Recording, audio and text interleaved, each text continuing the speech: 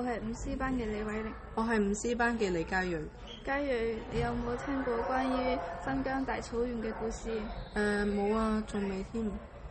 不如我介紹一本書俾你睇啊，係我上個月喺 Dear Period 睇㗎，讓你了解多一啲新疆嘅故事啊。好啊。呢本書內容充滿西北邊疆嘅風情，感人至深。聽上去好精彩，係咩書啊？今日我哋想同大家介紹嘅呢本書係李娟嘅《遙遠的向日葵地》，等我同大家分享其中生活片段啦。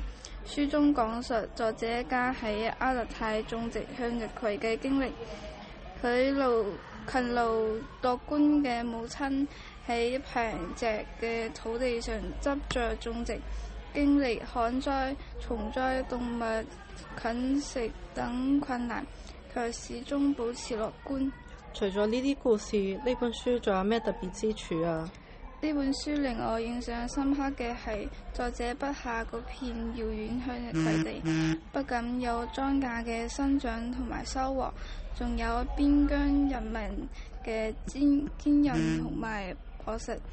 閱讀時既能感受到種植嘅艱辛，譬如母親頂着戈壁灑滿沙塵嘅狂風，踎喺田間徒手執拾啃食葵苗嘅蟲子，指尖被蟲刺扎得布滿小傷口，又可以體會到對生活嘅樂趣同埋對土地嘅熱愛。每當向日葵俾陽光照射到，全家就會鋪一張舊墊喺田間，分享婆婆煮嘅奶茶同埋麵包，連2隻狗都會過嚟湊熱鬧。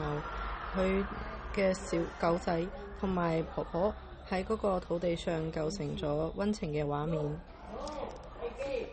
希望大家有時間都可以去睇呢本書，相信一定會令你哋對新疆生活同生命嘅意義有更加深刻嘅體會。